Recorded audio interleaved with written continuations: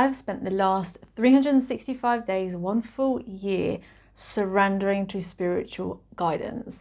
Now, it has not been easy. I'm not going to pretend that it was, but it was 100% worth it. For today's video, I'm going to break down what I managed to benefit from it and why I think you should jump on it too and make this year the year that you surrender to spiritual guidance. So number one, the top thing that I really felt that it taught me to be in spiritual guidance, and that was I had to be brave and face my fears.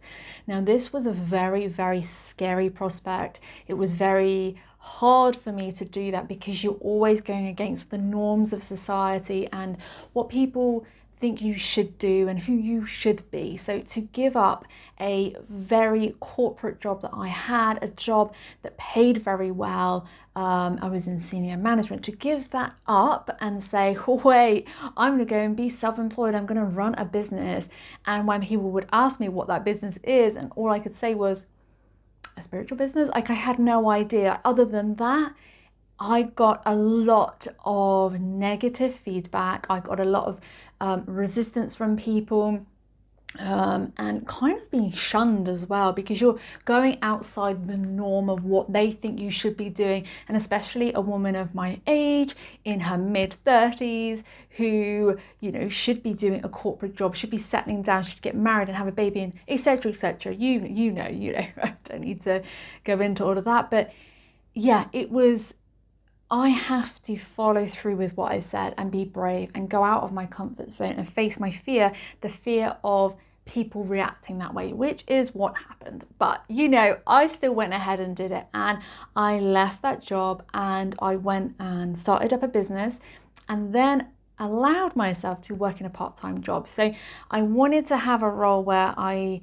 felt more secure, that money was coming in and I didn't feel like, oh my God, I can't meet my mortgage this month, or I haven't got the money for this or for that. Actually, that paid for all my bills and my expenses, and I was still then able to create the life that I wanted.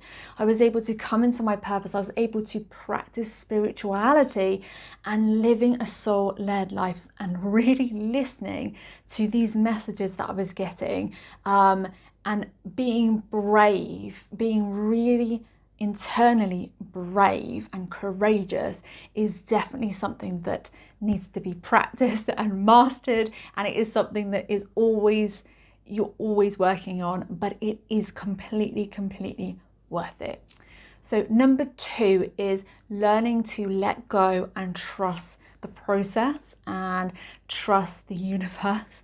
This is certainly not easy to do because you're so used to wanting to do things and to take action and to get going and to move and to do, right? Like we're always in this space of we need to always keep doing things. We need to push. Well, that hasn't worked, so I'm going to do this because I need something to happen now. And like that was really hard to go. I take a step back, I'm waiting for the guidance, my guidance has come, and it's just take a pause, like just wait, or go this way. This is the biggest one. I got this urge to go and do something over here. Actually, I'm going to tell you a story really quickly. Before I met my husband, I did this surrender and I said, will you have me go today? Who will you have me meet? And I let go. And I just went with what I was feeling and what was coming through and what was coming up. And it was go swimming. Went swimming, and it was just something really small, and I had to go and get petrol, and then when I filled up my car and then I stopped, and it stopped on exactly my birthday, and I was like, okay, that's weird, carry on with my day. And then that week I got a phone call to do a temp job. I went into my temp job and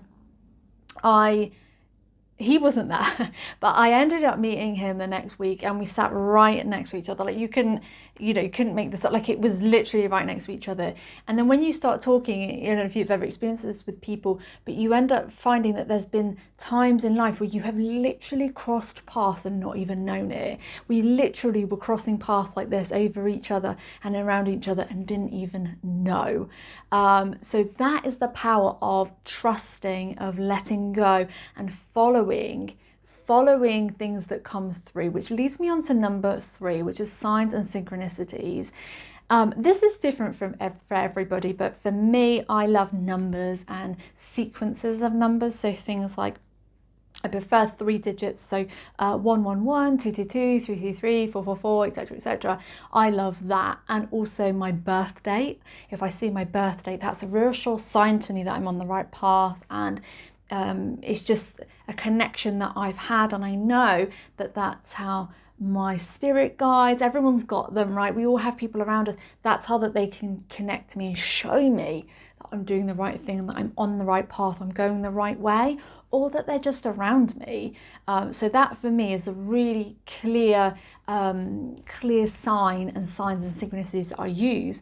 In the UK, I'm not sure obviously where you are, but in the UK, our registration plates are normally when I can be driving along, completely minding my own business, and a car will pull in front of me. This has happened this year several times. Car pulled in front of me, and it was literally 888, and I was like, whoa, all right, like, okay, what, like, what 888 means, but right in front of me, 888. I couldn't ignore it. I was like, okay, fine, I'll look it up in a minute. Carried on driving, and then another car came on the roundabout right in front of me, 909, slammed on the brakes.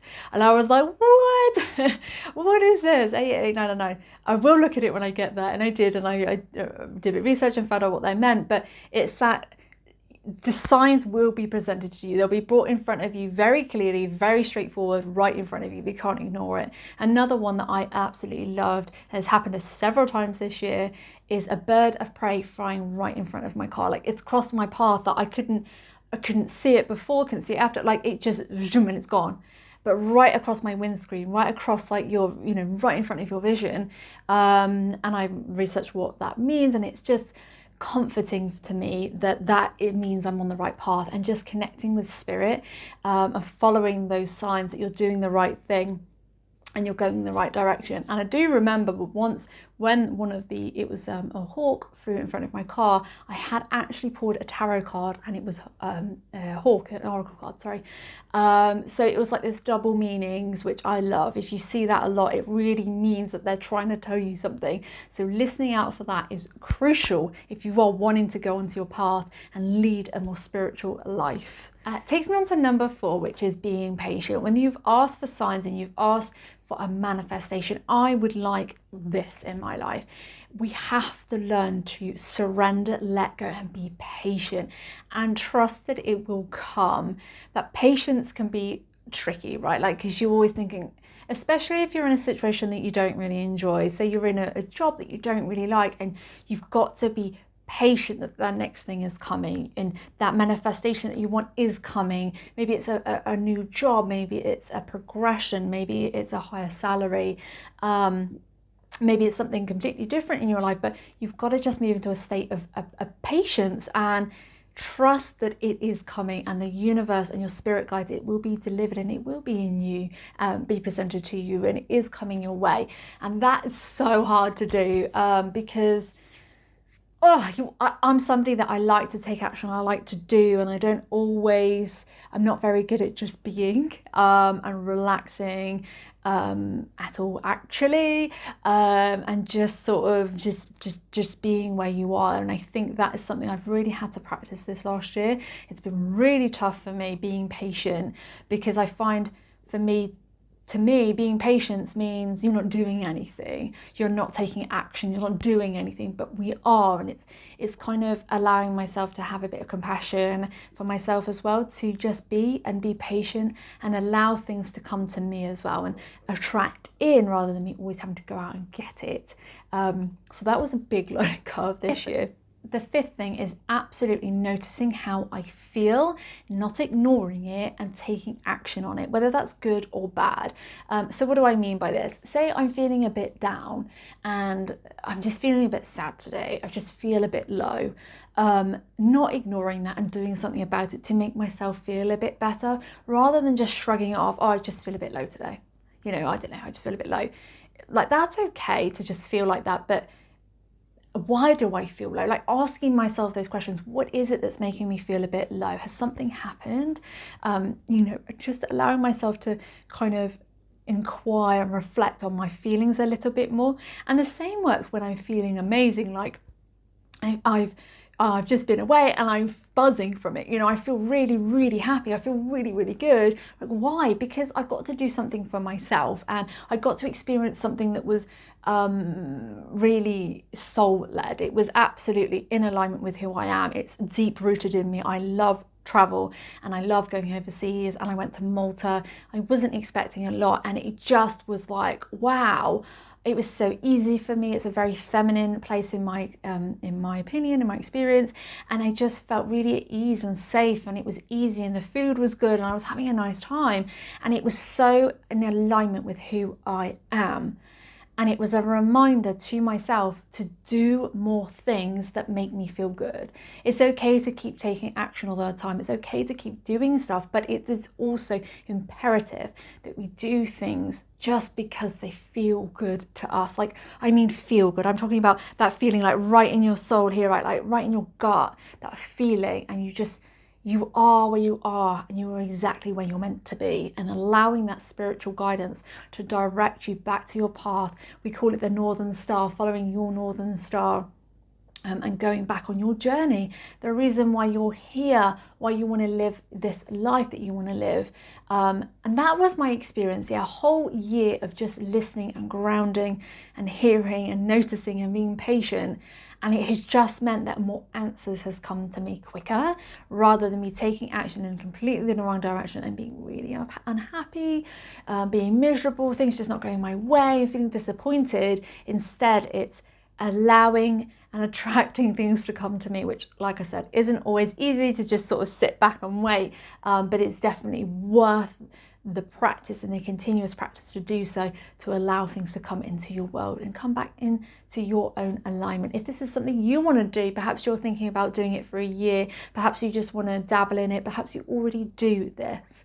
I do have my cutting the cob practice, which I would really recommend that you do first. It's going to allow you just to clear the path. I call it clearing the cobwebs, cut the crap, clear the energy, so you can move into alignment, so you can start making decisions, so you can start listening to messages, so you can start actually living a soul-led life, and the purpose and the reason why you are actually here and why you want to be here right now. So I'll put a link down below. It's completely for free, and I of course have my book as well, Girl, Stop Making Me Feel Bad, which I'll put a link down below to you as well, which is a guidebook on practical steps and things you can be doing, spiritual things you can be doing every day and every week to move you into alignment. My name is Joanne Moore. Thank you so much for subscribing to my channel and watching this video. Those links will be down below if you want to go and grab it, and I will catch you all in the next video.